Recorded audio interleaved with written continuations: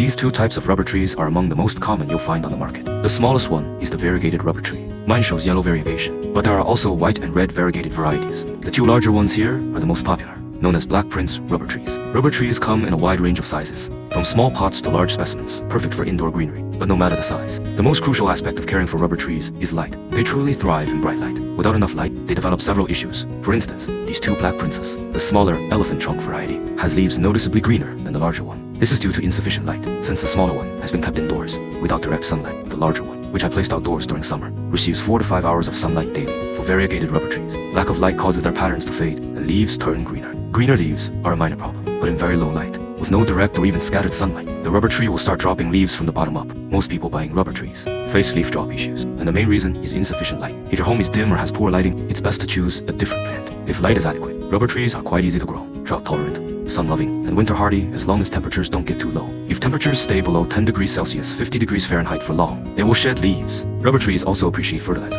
With enough fertilizer and sunlight, their foliage grows dense and compact, unlike mine here, which looks sparse. My rubber tree is stretched due to light deficiency. Branches are long, leaves thin from nutrient lack, and prolonged feeding neglect causes leaves to become thin and curl downward. The small rubber tree I'm holding shows some nutrient deficiency, thin leaves with slight curling, and most leaves on its stems have fallen due to serious light shortage. Just fertilize regularly to help it recover. Rubber trees aren't picky about soil. A mix of pine needle soil and garden soil works well, as long as the soil drains.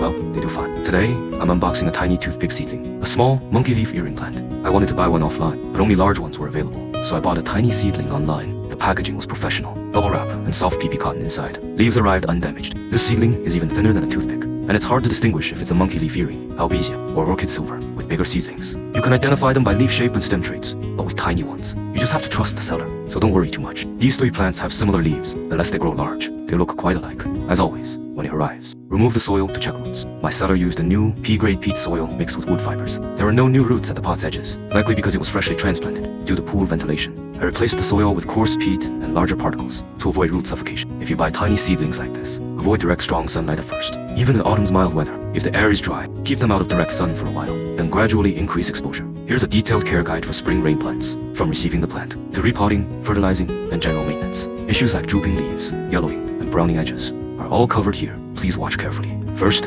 about my ginger seedling, it became stagnant since mid-August. No new leaves have emerged. Initially, I suspected root rot, but watering was well controlled, and soil drainage was good. Upon closer inspection, I found many earthworms in the soil. Too many earthworms had eaten away the soil around roots, separating roots from soil. Water and fertilizer couldn't be absorbed, leading to stagnation. When repotting large plants, always treat with insecticide. These plants are usually grown outdoors, so their soil may contain earthworm eggs or worms. This worm infestation is just the start. I won't show the full footage because it's unsettling. Spring rain plants are grown in yellow clay mixed with wood chips, so insecticide to kill pests and eggs is necessary. I skipped this step out of laziness, which caused the infestation. Newly purchased plants have an adjustment period, during which they may seem stagnant. Good care shortens this, poor care prolongs it. Don't worry, once adjusted, the plant resumes growth. If soil is unsuitable, roots won't grow into it, causing extended stagnation. Use coarse peat mixed one with coarse sand, and add organic fertilizer if desired. Small spring rain plants do fine in coarse peat alone. If your spring rain suddenly stops growing, check if the roots have filled the pot, restricting growth space. When repotting, make sure new soil fits closely around roots. After filling, don't press soil hard. This won't improve soil root contact and may compact soil too much,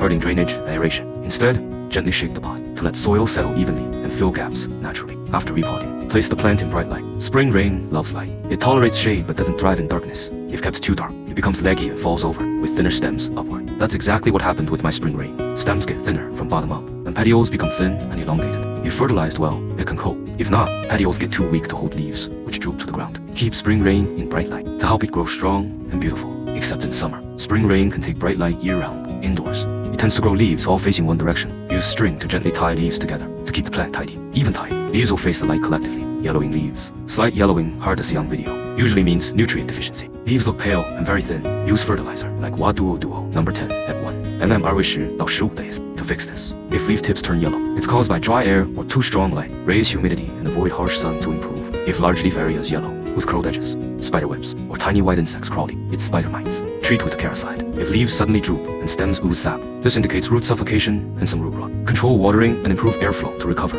Avoid spraying leaves if airflow is poor, or rust spots may appear. For fertilizing, apply Ogeron. Number 1. Slow release fertilizer every 3 months. Use Wadua Duo number 10. Water soluble fertilizer at 1,000 twice a month when watering. If lighting is poor, apply Wadu Vudo number 15. Water soluble fertilizer at 1,800 once a month. This strengthens petioles, making them straighter and firmer. If fertilizer is insufficient during growth, you'll see shortened stems and smaller leaves. Feed adequately in the growing season. To keep spring rains leaves large, petioles firm, and stems strong. If temperatures stay below 20 degrees Celsius long term, spring rain enters semi-dormancy and slows growth. Reduce watering and fertilizing then. If below 15 degrees Celsius for long, it fully goes dormant. Stop fertilizing and water only when dry. If anything is unclear, feel free to ask in comments. The gardenia's second bloom has finished. It's time to prune gardenias. Without pruning, gardenias develop strong apical dominance. One branch grows too long, few side branches form, making the plant sparse and unattractive. Pruning breaks apical dominance, encourages branching, and results in a fuller, more attractive shape. For outdoor gardenias in the south, pruning prevents leggy winter growth, helping the plant store nutrients for more vigorous growth and blooming next year. Pruning is easy. Cut 2 to 3 leaf nodes down from branch tips,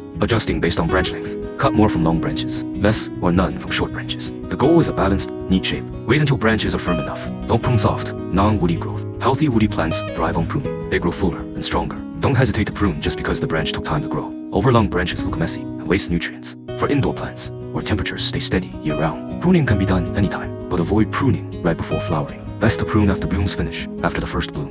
Around July, do light pruning to shorten overly long branches. No need to prune slow growers. In the north, healthy large leaf gardenias may bloom twice. Otherwise, heavy pruning is okay during leaf and branch growth. Prune to maintain shape, whether light or heavy pruning. Always remove weak, thin, and inner branches. These weak branches have little potential and waste nutrients. Inner branches block airflow and light, causing lower leaves to yellow and drop. After pruning, the plant looks much fuller and neater.